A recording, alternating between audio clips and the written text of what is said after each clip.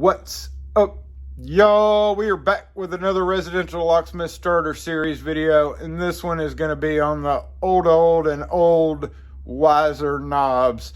Before they changed over to the Kwikset based frame, for the most part they were all designed identical, except for when they changed from the 2-post style in the 90s to the 4-post style, which is what went from like the 90s up until mid 2000s when they shifted over to the Kwikset frame. Both of them came apart exactly the same. The biggest issue that you would run into almost always is the interior knob that pushed and turned would not pop open. So we're going to explore some ways to get past that little issue a little bit later in this video. But let's go over some of the styles and the changes that they made, which were very slight over the years with the old Weiser knobs. So this catalog is from '88 and it shows an exploded diagram of the locks, and you can see here this is the 2-post style. So they were still advertising and selling the 2-post style locks in '88, which means the 4-post had to have changed sometime in the 90s. I want to say the early 90s, 93ish, 94 maybe.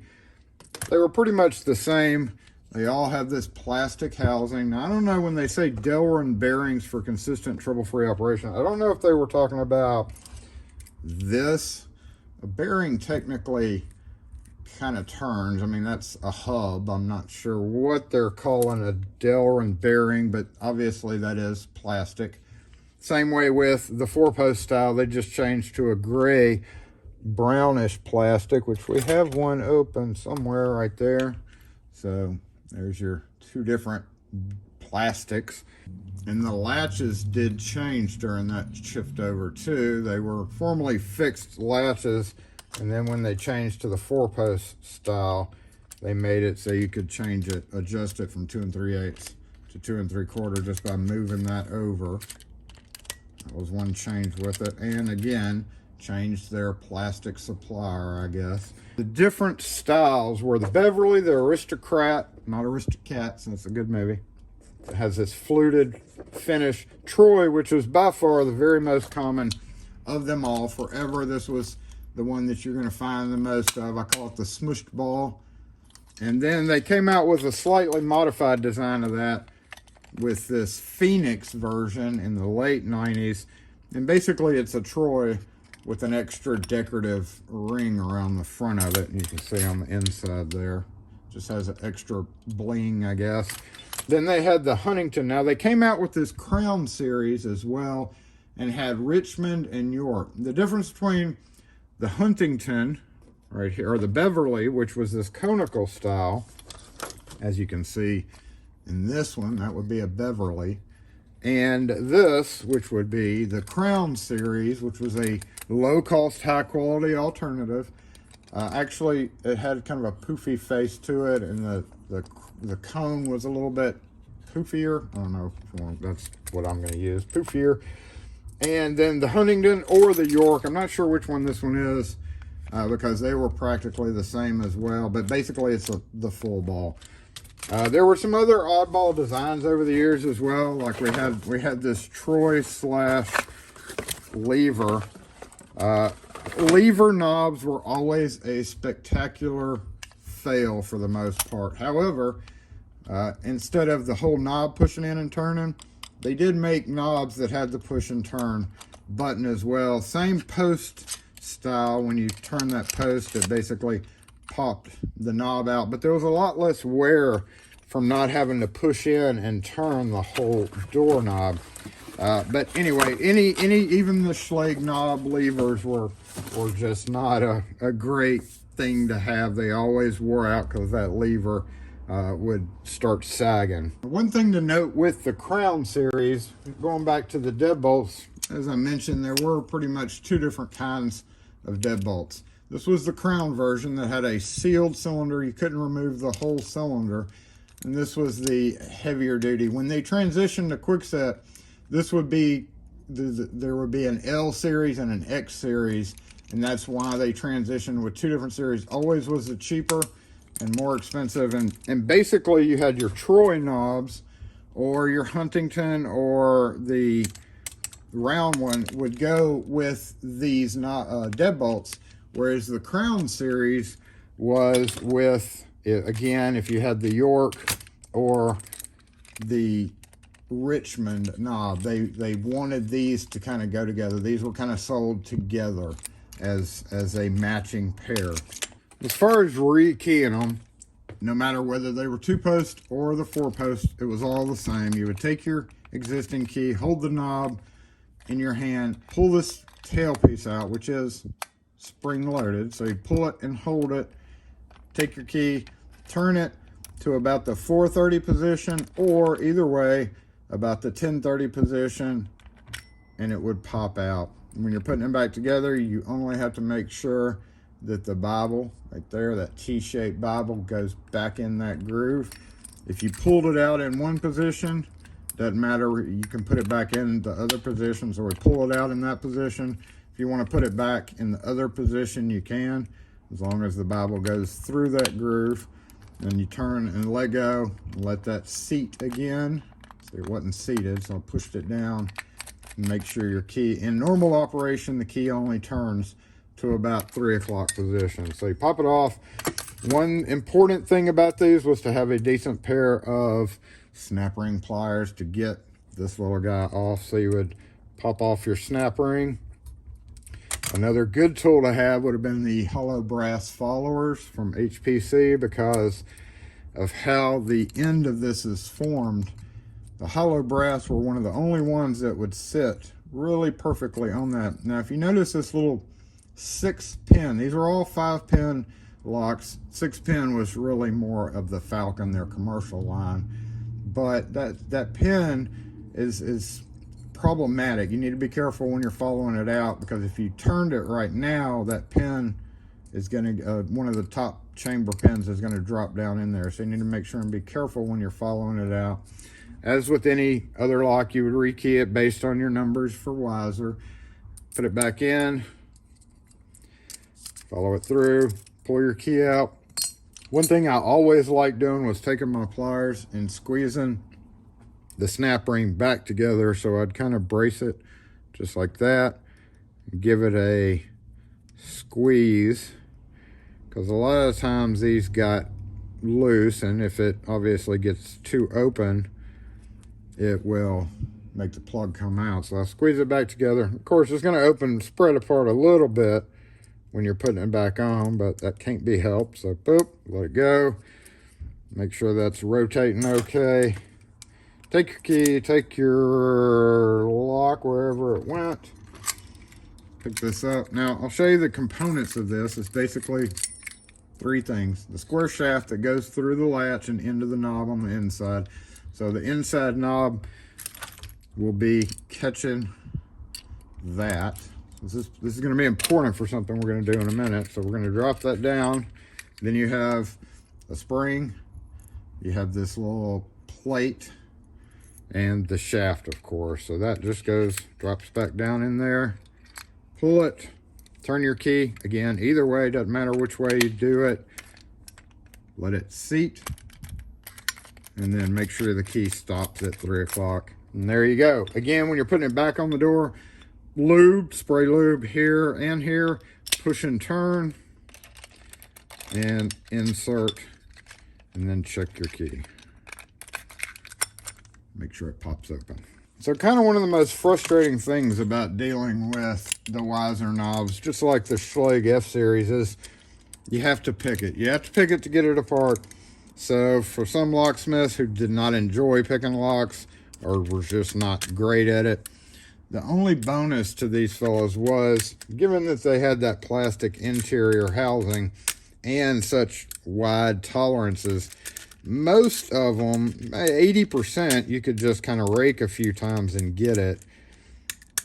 However, oh, there we go. So got it.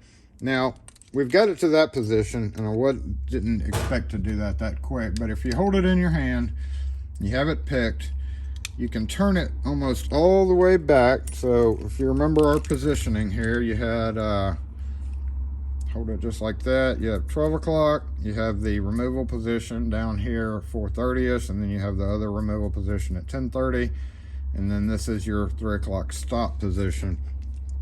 So if you take your tension wrench and you very carefully, because you don't want to lose your pick, but if you turn it almost all the way back to 12 o'clock, like 12:05-ish, and while you're turning, start pulling on your shaft right here, and once you hit right before it snaps,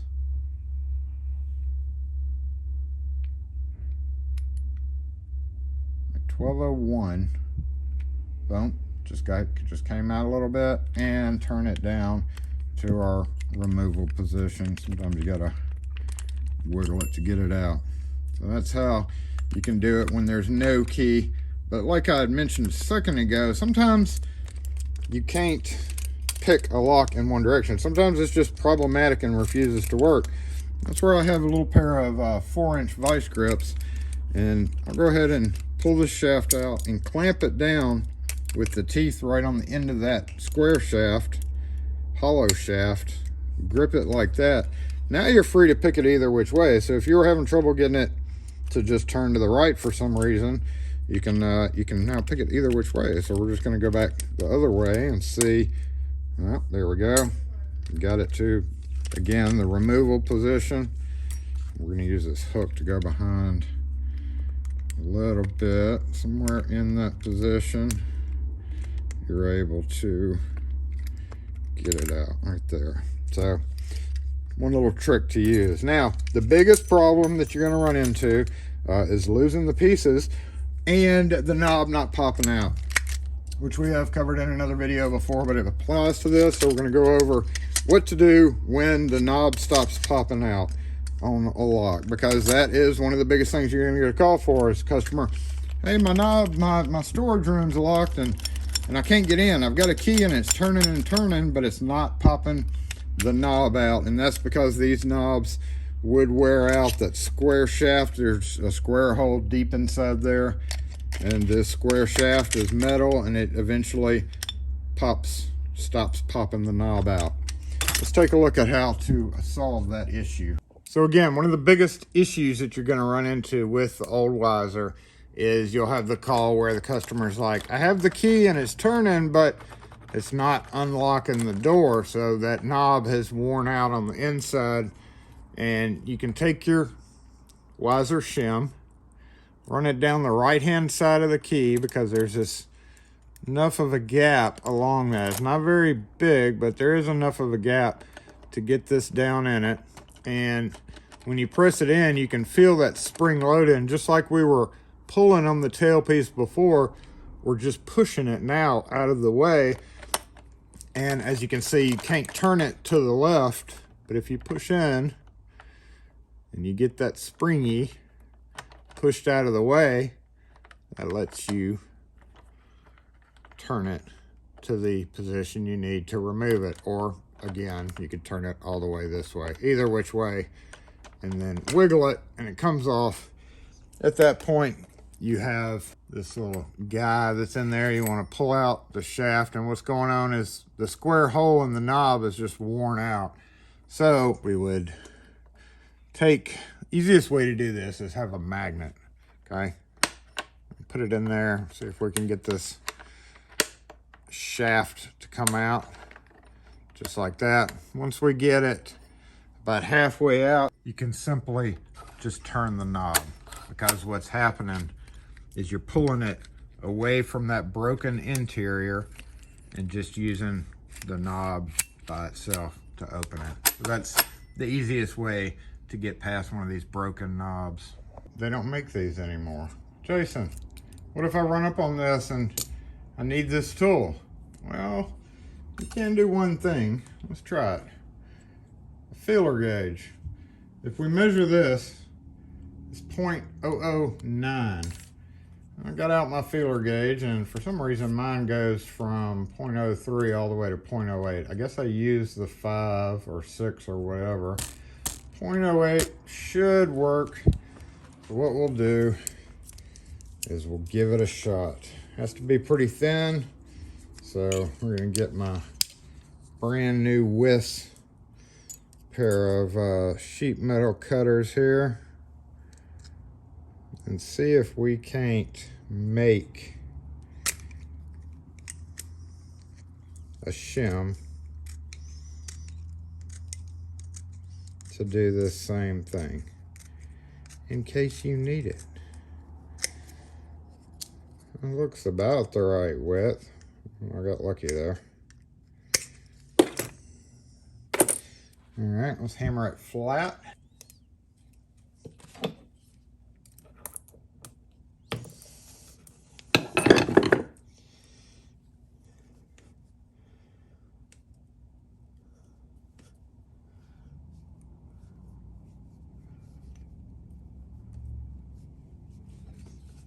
Take off the rough edges.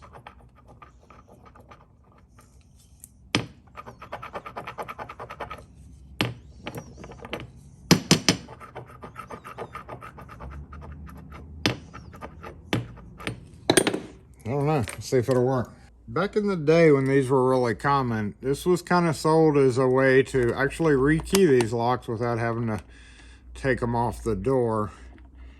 I was never fond of that. I'm not saying you couldn't do it, but I never did it. I was just not fond of it. I'd rather just take them off the door. Okay, back to where we were. Let's see if our little guy will work here.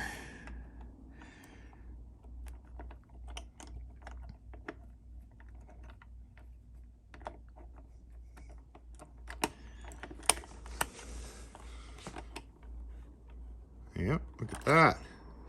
So there we go. It's just pushing that out of the way. So, you know, quick, easy way to make that work.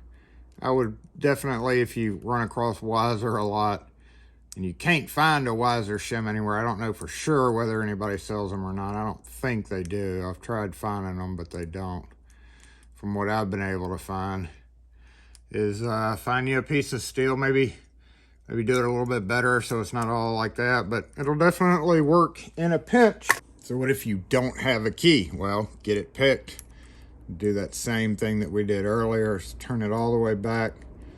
A little bit more tough to do when it's on the door, but we can actually take just our pick here, push it in, and then turn it to that removal position. And do the same thing.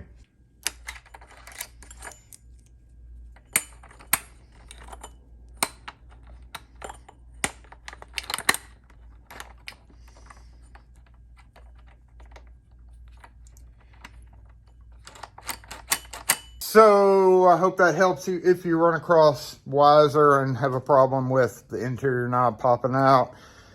If you have any questions or comments, post them in the comments section. The next video will be on knobs again. However, they're going to be on the Weiser bolt knobs. That's right, Weiser knobs changed into a deadbolt knob. Weirdo locks. Anyway, stay tuned for that. Make sure you're subscribed. Make sure and hit that thumbs up, and we'll see you next video.